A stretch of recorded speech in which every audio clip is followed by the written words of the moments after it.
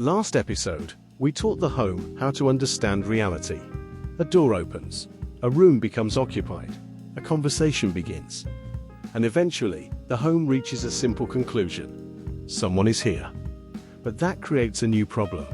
If someone is here, who is it? I know a person is present. I know the kitchen is occupied. I know a conversation is occurring. I do not yet know who is engaging with me. And that's where identity begins. Episode 3 taught us that truth establishes facts. Episode 4 explores what comes next. Truth establishes that someone is here. Identity determines who. Most of us assume our homes already know who we are. I walk into a room, I speak, a light turns on. It feels like the house knows me. It feels that way because you know who you are. The home doesn't.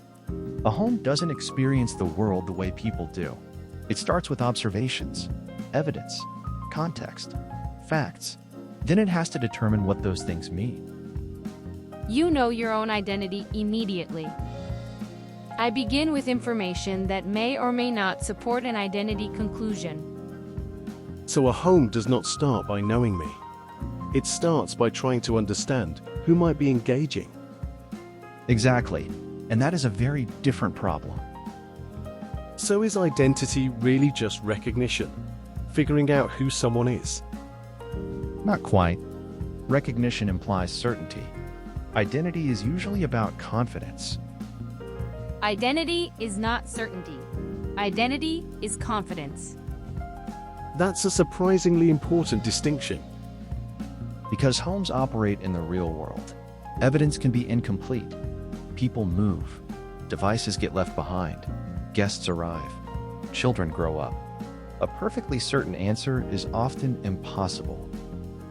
My goal is not certainty. My goal is to establish confidence regarding who may be engaging. Okay, let us ask the uncomfortable question. This is the point where a lot of people say, I'm creeped out that your house knows who I am. That's a fair concern. And honestly, it is the right concern to have. Identity should exist to improve behavior, not to collect people. The goal is not for the home to know everything possible about everyone. The goal is for the home to behave appropriately. Those are very different objectives. So identity exists to help the home serve people better, not watch them. Exactly. A well-governed home should know no more than necessary. Use identity only for an appropriate purpose, and ensure participation, evidence use, consent, retention, and disclosure remain governed. Knowing more than necessary is not intelligence. Appropriate behavior is.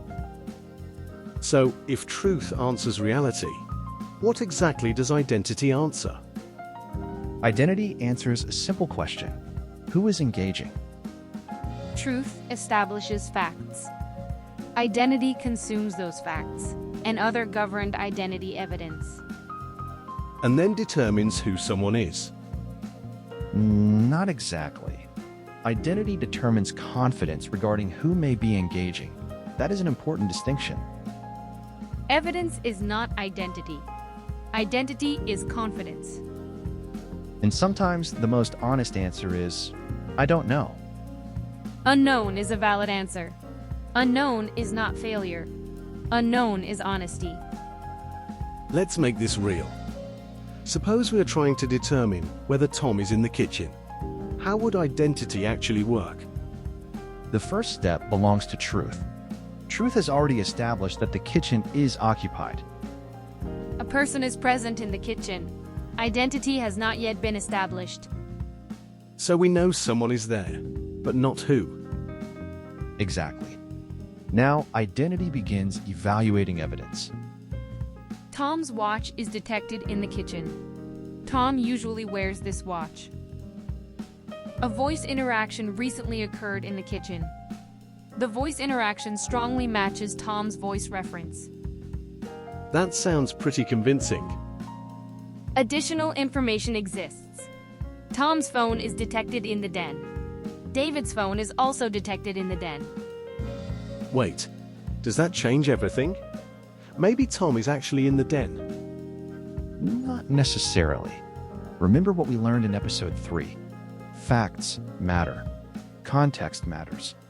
Understanding matters. Truth has not established that the den is occupied. Exactly. A phone's location is evidence about a device. It is not proof about a person. So some evidence is more useful than other evidence. Absolutely. Identity is not counting evidence. Identity is evaluating evidence. Supporting evidence includes kitchen occupied, Tom's watch present in the kitchen, recent kitchen voice interaction, strong voice match, evidence freshness, evidence from the same room and moment. Weaker evidence includes Tom's phone in the den, David's phone in the den, no established occupancy in the den. So what is the conclusion? The available evidence strongly supports that Tom is the person engaging in the kitchen. This confidence may allow me to personalize my interactions and address Tom by name. Not that you have proven it. Not that you have recognized him. Correct. The available evidence strongly supports the conclusion. And that is the entire lesson. Truth establishes facts.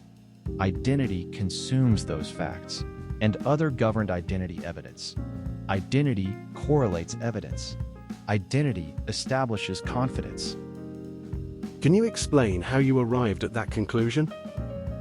Yes. The kitchen is occupied. Tom's watch is present in the kitchen. A recent kitchen voice interaction strongly matched Tom's voice reference. Tom's phone is in the den, but the den is not occupied, so the phone location was treated as weak evidence. That is surprisingly understandable.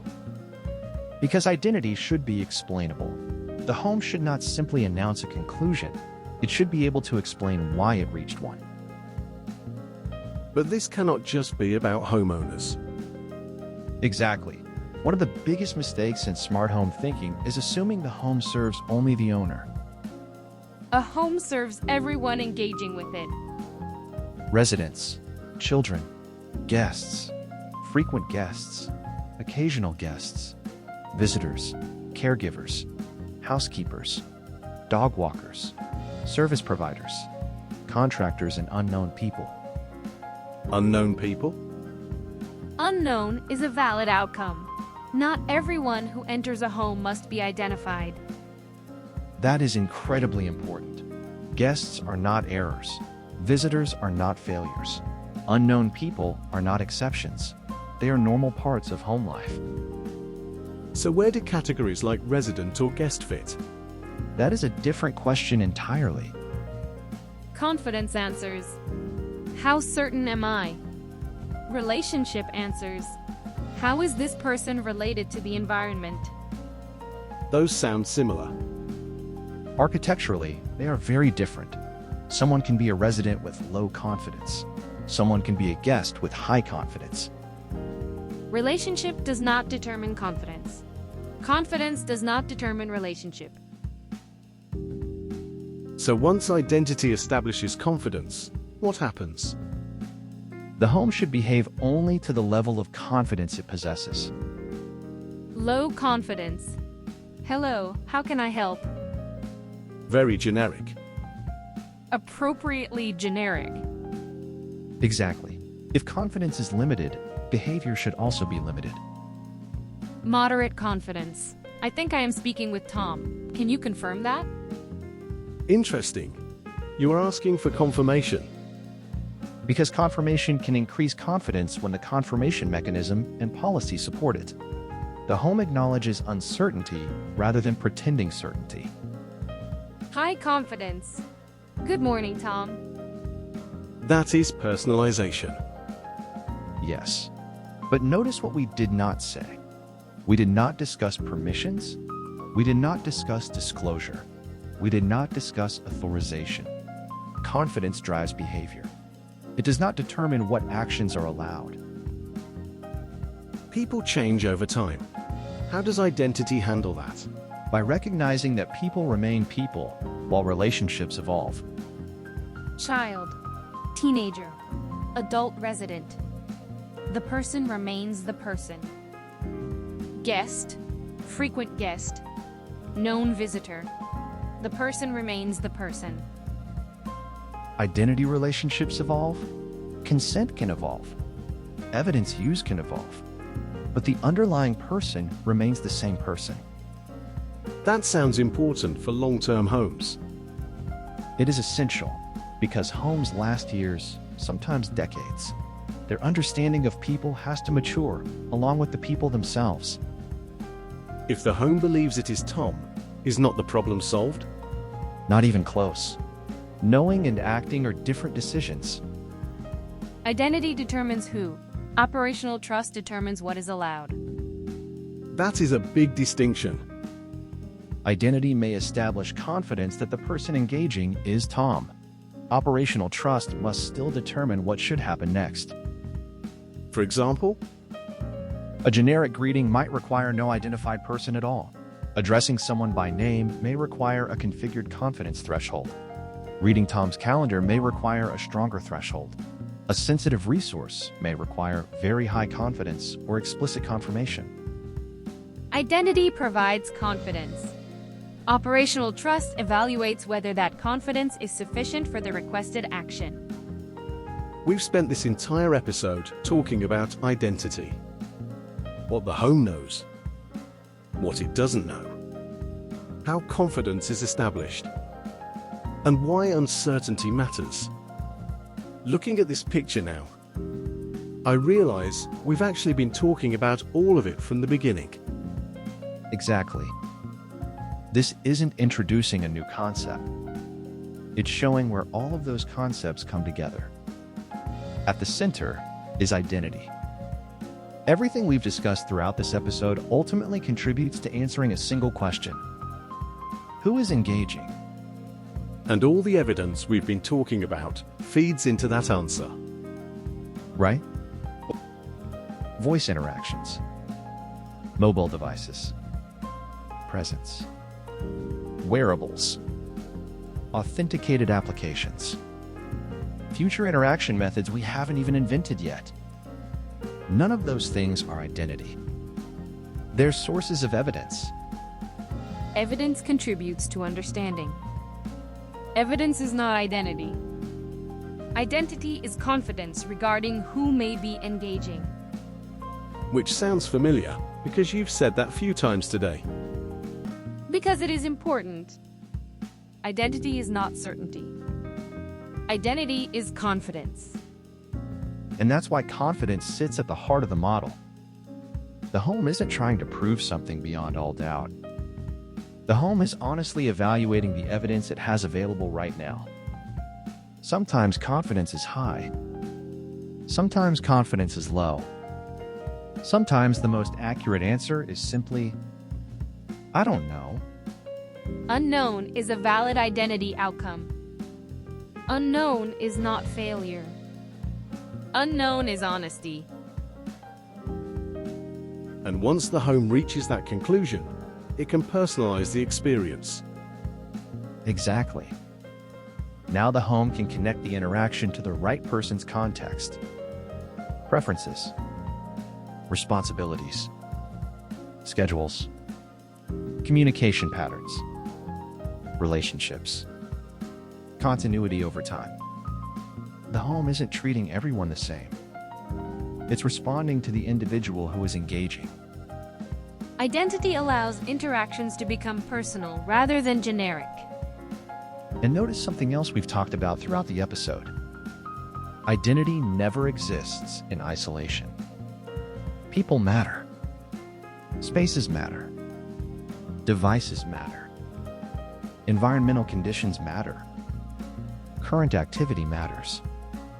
All of these things contribute context that helps the home understand what's happening.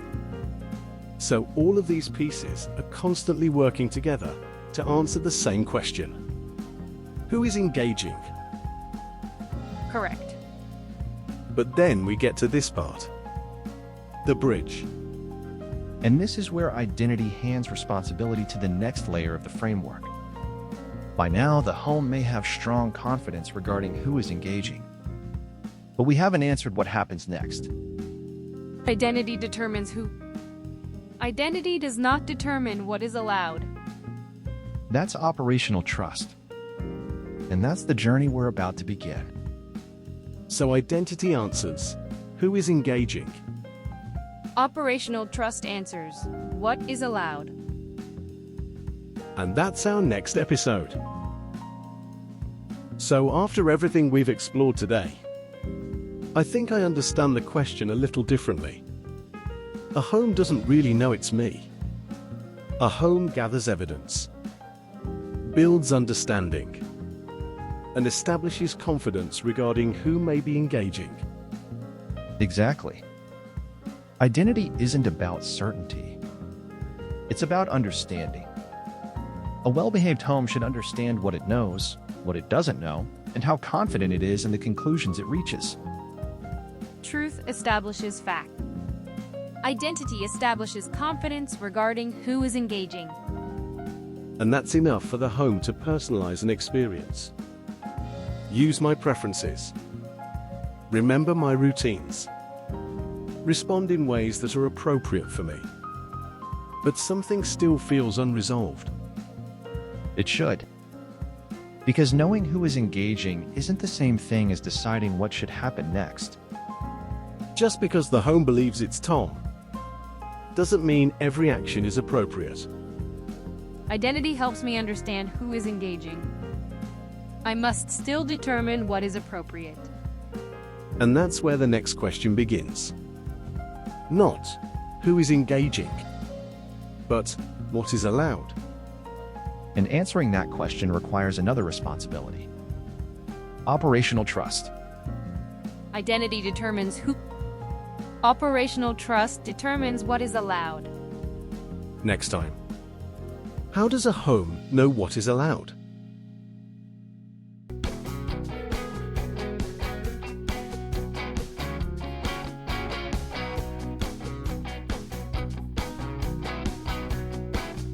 Identity confidence established. Now to determine what is allowed. Preparing for operational trust.